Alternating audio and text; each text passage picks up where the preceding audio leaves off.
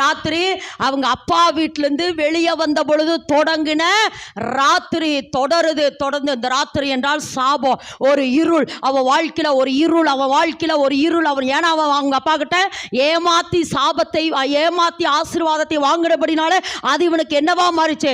சாபமா மாறிச்சு.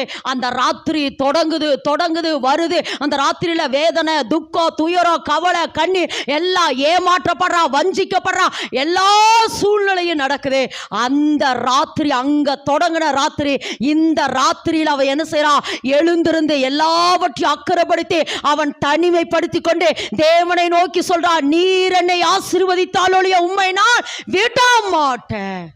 ஒருவேளை இந்த ஆசீர்வாதம் எல்லாம் என் சுயபலத்தில் சம்பாதிச்சிருக்கலாம். என்னுடைய ஆசீர்வாதம், என்னுடைய பணிவிடக்கார மனைவி, பிள்ளை, இதெல்லாம் என் சுயபலத்தில் சம்பாதிச்சிருக்கலாம். ஒருவேளை என் வாய் பலத்தில் சம்பாதிச்சிருக்கலாம். ஒருவேளை லாபானை ஏமாற்றி சம்பாதிச்சிருக்கலாம். ஒருவேளை ஏசாவை ஏமாற்றி சம்பாதிச்சிருக்கலாம். ஆனால் நீர் என்னை ஆசீர்வதித்தாலொழிய, என்ன சொல்றார்? கர்த்தரின் ஆசீர்வாதமே ஐஸ்வர்யத்தை தரும், தேவன் அதனோடே வேதனையை கூட்ட மாட்டார். இத்தனை எனக்கு இருக்குது ஆண்டவரே, ஆனா நீங்க என்ன ஆசீர்வதிங்க, நீங்க என்ன ஆசீர்வதிங்க என்று அவன் என்ன செய்யறான்? முழங்கால் படியிட்டு அவன் முழுவதும் போராடுற பொழுதா அங்கே தேவன் அவனை பார்த்து கேட்கிறான், உன்னுடைய பெயர் என்ன? அவன் சொல்றான், யாக்கோபு.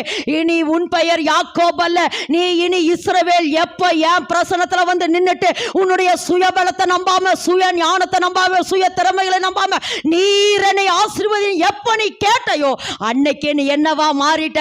இஸ்ரவேலா மாறிட்ட. நல்ல கறந்துட்டு அப்பதான் சொல்றாரு, நீ இனி உன் பெயர் இஸ்ரவேல்.